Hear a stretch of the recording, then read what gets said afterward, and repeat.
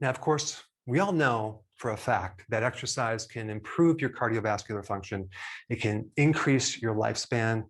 But if that's true, then why are certain people dropping dead of heart attacks from exercise? That's the topic for today. Is there an actual danger to exercise? And the answer is yes and no. It really depends on certain variables. So exercise is a type of movement in your body that has a unique intensity to it, a duration to it, a recovery to it, and a frequency to it. And there's a million different types of exercises based on these 4 variables, okay? But exercise can be a positive or a negative stress, depending on these variables right here. And I'm talking about a positive stress where it causes your body to adapt to become stronger, versus a negative stress, which breaks down your body, and then you don't recover and you have injuries and you have other problems, which I'm going to get to. So the first thing I want to talk about, and I'm going to put these research studies down below because I just went through a deep dive into high intensity exercise and I found some interesting things. Okay, I want to share with you. Apparently, when you do prolonged moderate to high intensity exercise, can actually lower your immune system, okay, at least temporarily. So apparently, moderate to intense exercise can act as an immunosuppressive activity, okay, because it can impair your T cells because it's a type of stress. In one of the studies, I found something quite interesting. All it takes to lower your immune system is one intense exercise bout, and that lowering of the immune system can last for days. But this all really depends on several things, which I'm going to get to. Primarily, your ability to recover, your health reserve, and some other things. Also, when you have this sustained high-level intense exercise, you actually increase your risk of viral infections, especially in the lungs. Another side effect would be an increased risk of heart attacks and blood clots. And I'm talking about high intensity. Now, I am going to qualify that with a few things in a bit. For example, like this really depends on your duration. So you have this high intensity, how long do you go? And that's why I always recommend something called HIIT, high intensity interval training, with the key of HIIT being a short duration. So when you do HIIT exercises, you do in high intensity, but they're not very long, okay? So that greatly reduces these side effects. So what I'm describing is more of a high intensity that's prolonged, okay? High sustained endurance type exercise. Now, in certain endurance sports, whether you're doing cycle or running, there's an increased risk of irregular heart rhythms, okay? So why is that? Well, apparently when you exercise this moderate to high intensity over a period of time, your heart gets stronger, it gets bigger. Now you might think that's a good thing, but the problem with the heart is that it has a set of pacemakers, okay, that regulate the heart rhythm. And apparently when the heart gets too big, it throws off those pacemakers. So that's what's behind this heart rhythm problem. So even though they're not developing a pathogenic enlarged heart, which is called cardiomegaly, it's kind of a exercise-induced cardiomegaly, which affects the heart rhythm. And of course, high intensity exercise increases the risk of getting injuries. It can increase inflammation inside the blood vessels, called endothelial injury. Why? Because there's a lot of oxygen going through the body, and that oxygen is oxidative stress to the inside of the arteries.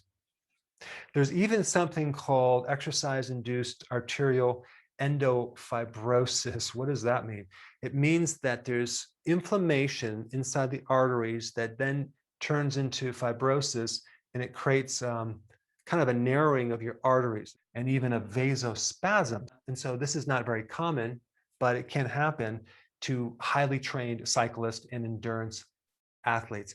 When you're doing marathons or you're doing these long distance exercise type activities, boy, does it create a tremendous amount of stress on your body. You have to have a lot of recovery. Even the exercise program called CrossFit, I think that's great for young people, but once you get to my age, it's not good because the amount of recovery that they give you is just so short. I mean, I like CrossFit if they can just increase the recovery time a bit more, because it's an incredible workout. And I almost had a heart attack when I attempted to do it. Actually, that was even like 5 years ago, because I'm 57, but it's intense. You have to be in shape and have a really good recovery to do CrossFit. Now, the other thing that high intensity exercise will do is raise cortisol. I've talked about this in a recent video. Cortisol paralyzes your immune system. It actually shuts down the immune system, okay? But low intensity exercise actually lowers cortisol. This is why if you're stressed out, long walks is a good thing. So the real important thing to take away from this data is that you must adjust your workout to your individual recovery level. Each person has a different recovery. I'll give you a quick example. I had a lady who came in my office long ago, and we had an exercise recovery training little section in the office. So I had her do the bike, and she raised her pulse rate to like 158. Send her home. She comes back the next day. The pulse rate is still 158. Okay, there's basically no recovery. And so the recovery is not a passive thing. It's an active thing that's in your nervous system that's like a push down wave. Even if you were to run upstairs right now, you get your pulse rate high, and then you would stop and then you would check your pulse rate. It should start coming down. What causes it to come down? It's an active thing. It's actually the parasympathetic nervous system, which gets activated, that's actually pushing your pulse rate down. And in practice, I had a machine that measured the parasympathetic nervous system, which is pretty cool. And that technology is called heart rate variability, which you can actually check both the parasympathetic system and also the sympathetic nervous system. So number one, you need to adjust the exercise to your recovery. If you could find someone or buy a device, maybe there's one for your cell phone that can measure heart rate variability, you can find out your recovery, and then you'll have some objective test. If you don't have something like that, you can actually check your pulse rate and measure the recovery time after your exercise. Is it coming down towards where you started or not? And that would be after a minute. And I will put a link down below of how to test that. But the whole goal is just to avoid overtraining. I have another example. I was in practice. This lady who came in, she wasn't losing weight at all. And I'm not kidding. She was exercising 6 hours a day, 7 days a week. I am not kidding. And she's wondering why she's not losing weight. Absolutely, positively overtraining. I mean, it's just crazy. Another example, I had someone else who couldn't lose weight if her life depended on it. She went to the gym, and for a whole year, she worked out every other day. And she lost 1 pound after a whole year. Well, I found out her sleeping was crappy. So we fixed her sleeping, and we didn't even have her exercise. We changed her diet too, and she started losing weight, a lot more than that 1 pound. So, you know, it's all about the recovery. One really important nutrient to take if you have low recovery, if you're at risk for heart problems, is vitamin D. Because one of the first vitamin D deficiency symptoms is weak muscle. And I'm not talking about just your skeletal muscle. I'm talking about the cardiac muscle too. So this is very protective against heart attacks, and it can strengthen your immune system at the same time. Number 3, omega-3 fatty acids, fish oils, sardines, cod liver oil, all real good for recovery. If you work out and you want to speed up your recovery, omega-3 can help you. And number 4, increase the recovery between your HIIT workouts. So if you're going to do this intense exercise for a minute, don't just recover for 30 seconds. Go 2 or 3 minutes of recovery before you start that intense exercise bout again. And that also has to do with the frequency of days of the week that you work out. If you're over the age of 45 or 50, like myself, you may benefit from having a couple more days between your workouts. So let's say you work out 2 days a week or 3 days a week, but you at least give enough time to recover. And with some people, depending on the intensity of that workout, I will just say, just rest for like 3 or 4 days. And oh my goodness, do they feel better? you start losing weight, things start coming back because they've been having this low-grade inflammation and just not giving their body a chance to fully recover between the exercise bouts.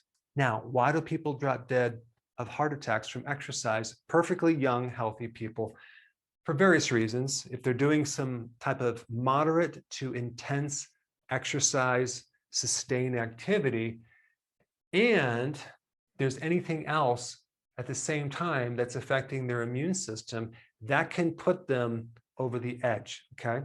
Because their immune system is already predisposing them to have a problem with the heart. So, and I have done videos on this topic. I'm not going to get too far into the woods with that, but anything added stress to your body while you're doing intense exercise can push you over the edge. Also, lack of sleep can increase the risk for having more problems. Higher carbohydrates can put you more at risk because the high carb diet increases the sympathetic nervous system and also prevents sleeping. Also, low nutrients. The main nutrient deficiency that affects the heart, especially angina or heart attacks, is vitamin E. So the more stress you go through, the less sleep you have, the more vitamin E you're going to need, especially for the heart. And I would recommend tocotrienols versus the tocopherol brands. Okay, now we have age, right? The older you are, the less intense you really can handle. So this variable alone can put you at risk for a lot of issues. Now, there's always exceptions. I had another patient who came in, 80 years old, looked pretty young. I did that test on him, that recovery test, and he had a recovery of like a 28-year-old, okay? And I was shocked. And one thing that was interesting is he was walking his dog in the dark and he tripped in a hole and he fell down and he knocked himself out and he had some bleeding in his skin and things. And within like a day, he just healed right up. Amazing, right? So this guy, apparently when he was younger, took the Olympics in water polo, and he's been maintaining his health ever since with exercise, at least. And he can still, at 80 years old, hold his breath for 3 minutes underneath the water.